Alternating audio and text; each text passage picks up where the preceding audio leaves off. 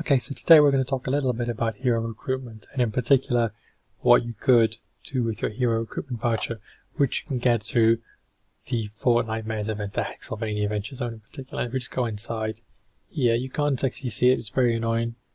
You can't see how you actually get the rewards.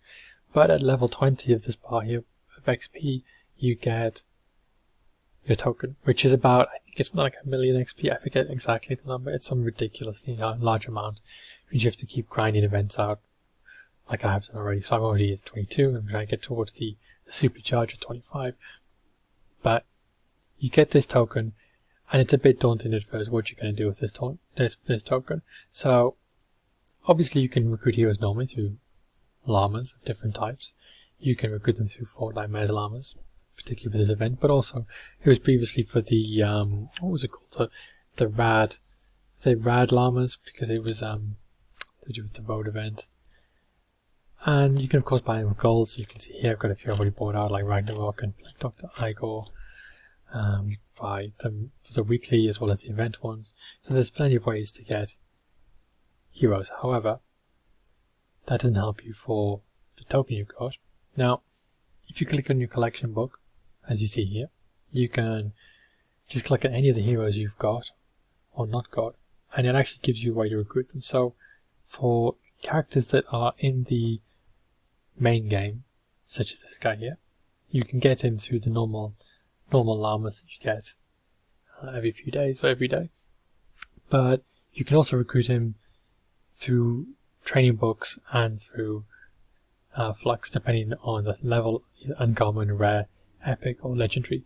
And the top one you can get 100 legendary flux. No, it's not too painful, depending on the hero that you want. Now, that applies to all of these guys, even the mythic one. So the mythic one is actually 250, which is a little bit steep. However, if there's one character that you like a lot, so for example she, Van Morelli, makes your grenades far more useful, especially if you use your lead character, then well worth spending the flux to get hold of the character.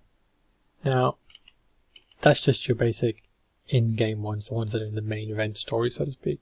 Now, if you just start going through to, not to those ones, to, there we go. Yeah, to some of the events, like, this was one of the events that was slightly earlier on this year, and I think it comes back every year. You click on Birthday Brigade Ramirez, you can see she doesn't have a way of recruiting it, and there are a few heroes in the game you can't actually recruit yet. But if you go down to, say, historic ones, and we click on one character I've not got, so this is Rex Jonesy, there you go, you can see that's where you need a hero recruitment voucher. And this is really where the token is useful, because you can go down all of these groups here. These are the different events that have happened throughout the year. This one book I've actually finished, and you can click on, say, where's the pirate one? The pirate one's a good example. Pirate one, and if you click on these guys, you can actually recruit these guys in the same way as you can the main game characters using flux and training books. But if you want to get, say, let's see if I can find one now, Wukong, you can't, you need to. So it's actually, there's a really small list actually of characters that you can't get through manuals, flux, or through previous different llamas and so on. And actually, you can narrow it down even inside, say, here's a good example, I think, if I get this right. No, didn't. There's actually a couple of examples where you can't get hold of, I'm going to be able to find one now, where you can't get hold of the legendary one, but you can actually get hold of the lower characters and level them up to get to the right level of rarity if you want to. However, can't find them now, so we'll just skip over that and pretend like that never happened. So which heroes should you think about getting? So it really depends what class you play, and we just go across. Firstly, for me, the Outlanders is the easiest because I think they have 3 of the best characters in the game already, which is obviously Fossil Southie, one I've already talked about. So Fossil Southie, he's a massive energy regenerator, and if you use him with 2 dinosaurs, you need to have the second dinosaur character, so it doesn't work, of course, if you only have one. Blast from the Past, the perk, where is it listed? I think it's actually on the previous page. I'll have to find it in a second. It requires 2 dinosaur heroes. So actually, whilst he will be very good at regenerating energy, he's a little bit less useful if you haven't got a second dinosaur. So that's the first thing to take into consideration for him. Now, at the same time, this version of Jess, who's not a dinosaur character, is probably more of a standalone better character to get if you haven't got her already and you have 1 token, because she can make your farming incredibly easy without the need for another character to make it better. It won't be as good as if you have the right setup for Southie, but it will be close, and that's, I guess, what you need really to start farming quickly early on in the game. So she's a great pick if you haven't got a second dinosaur already. Now, Crossbone's Brat, this is one that is not obvious perhaps, and you don't need to use a token for, but I should mention him anyway, in that he's actually a far better character than he might look at first glance, because his perk says there's 20 or 30% chance, depending whether he's your commander or whether he's just in the loadout, of finding coconuts when you search containers. And then you get increased damage when you eat a coconut, basically. Which on the face of it doesn't sound like an awfully good or an awfully exciting thing. So what he does is he finds some coconuts, you eat them, and you have a higher attack, up to 1/3 higher, which, I mean, it's a decent amount, but it requires you to find things and to actually leave an empty slot in your weapons. Now, that's because, as with always in this game, they have not fully explained all the details, and actually what coconuts do is heal you back up as well. So Crossbones Barrett is actually one of the best healers in the game. It's just not spoken in the text here as to exactly what coconuts do, and you have to actually use him to test him out and all that kind of thing. So here's one I like to run sometimes, because especially when I'm doing missions where I think you do a lot of searching, you can still drop coconuts and that heals you back up without even trying particularly hard. Plus the extra increase in damage is just like a nice on top of the cake. So those are some ideas for your Outlanders. Now if you go to ninjas, one character I do have for ninjas that particularly is Antica Sarah. She helps make any melee type build very feasible. Normally when you're doing a melee type build, you want to be using your heavy attack as often as possible, because that's the one you're doing the most damage from. Now, usually if you don't have someone like Southie in your team, you can't regenerate energy that fast, especially if you're earlier on in the game and you're still trying to get some of these characters. She, because of this, basically it's 25%, right? It's 1/4 of your energy if she's the lead. Energy she gets back every time she kills one person, which means if you kill a couple, you can do Dragon Slash really easily. I think she's got Dragon Slash. Oh no, she's got Kunai Storm. Okay, there you go. Kunai Storm, which is still pretty effective, 21,000 damage. But she's able to rack up the damage very quickly and then rack up the energy to get it back for you again. Of course, the other one, which I don't have here, which I can just go back to the collection book and show you this, which we've already seen him once today, is that of Wukong. So Wukong, he's in the, where is he, Chinese New Year.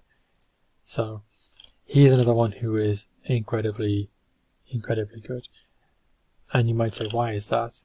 Because if you look at him on the face of it, he's not that, I mean, he increases the explosive damage. Okay, yeah, well, that's nice. He has basic class perks. Oh, okay, that's fine. You know, but like normal things. But what he does do, and it doesn't really say it, is that it's this team perk that he adds, something that is not obvious from the outset, that he allows you to have. So a team perk is one which you can use without using this character, but you need this character to unlock the perk. So what he does is he allows you to jump twice. So Mantis Leap normally allows you to jump once extra from your normal jump. This allows you to triple jump rather than double jump, and that can really help speed you across the map if you are a ninja, or in fact it can help you massively to get out of danger if you're in trouble. Which actually, whilst I'm just on the, just go back, whilst we're on this bit here, personally, if I was doing this, I would say that any of the heroes in the historic heroes group are really well worth it. Because I mentioned Southie, Ken increases your ability damage, Luna increases your melee damage, Isa increases your defense, Ramirez increases your health or heals you back. Jonesy increases your range damage in the same way that Luna works, so they kind of have similar-ish abilities. One is melee and one is ranged. Kyle, just click on it successfully. He heals you back when you're doing your class perk, Kinetic Overload. And then if it scrolls down to the bottom, Parasaur's Jess. This is one I almost got my token, but I changed my mind at the last second and went for Anti-Cuddle Sarah because of the way I set my character up. However, this was the other one that was right up there because she heals every time you use an ability. Now, that doesn't sound maybe on its own particularly good, but if you're using an Outlander every single time you do phase shift, which you do once every 10 seconds or so, you get up to 21% of your energy back. That is an insane amount of energy. You basically become a bullet sponge. You can basically not die at that point, which is crazy. So I would say any of these guys here, I actually have not got this guy, so I don't know. Yeah, I would say, except for him, maybe not him, but the other historic heroes, all of these have got really good abilities. If you use a constructor, he's a good choice. If you use a soldier, he is a good choice. If you use a ninja, she is a good choice. If you use one healing, she is a good choice, or she is a good choice.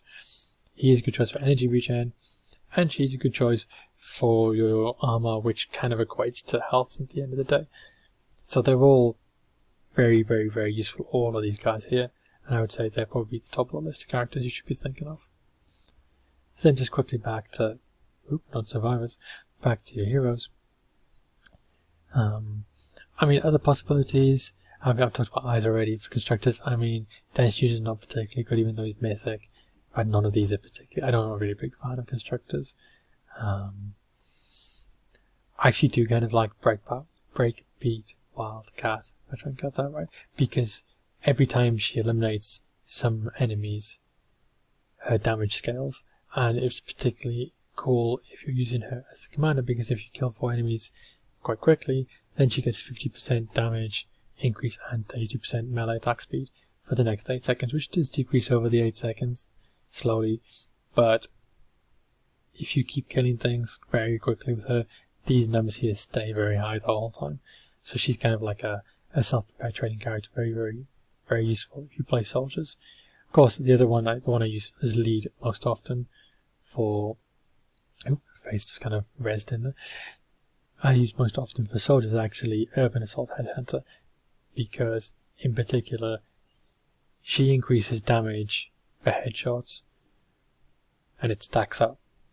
So every time I hit someone in the head, the damage stacks, and if you do it quickly, you can get 20% extra damage very quickly, which is cool if you're using an assault rifle and you've got particularly good aim. So she's the one I use actually for my soldier build with the Siegebreaker, which already has good headshot abilities and critical damage. So there are some ideas, I hope, for what you could do to your token. I think the best choices are probably in the historic group. You can look through the whole of them and look at all of their abilities of all the different characters in the game through this mode. But to be honest, the Art Deco ones are not particularly great. The Rat Hero ones, I said, she's not too bad. I don't like these two. He is okay. Wouldn't get him. Actually, he is not a terrible choice, because his ability increases critical damage, which is awesome, because he then becomes a machine, literally for killing machine. So that was a nice ability to have if you run soldier in particular. Pirate ones you can get yourself without tokens. That's the case with a few of these. And to be honest, there are a couple of them over here, I think, as well. This, which one is it? Is it Fawn Love Ranger? Yes. So he also regains energy based on eliminations, but the difference between him and Anti-Cuddle Sarah is he actually does it with whatever kind of kills, rather than her with melee kills, and he does it he does it in a kind of rolling, kind of weird way, where she does for every single individual kill, gives you exact that amount of energy, so long as it's melee damage. Slight different tweaks in the exact system, but he is a very similar-ish character to her in many, many ways. So, hopefully that's some suggestions and some help for what you could do with your token. Like the video if you liked it, and I will see you again next time.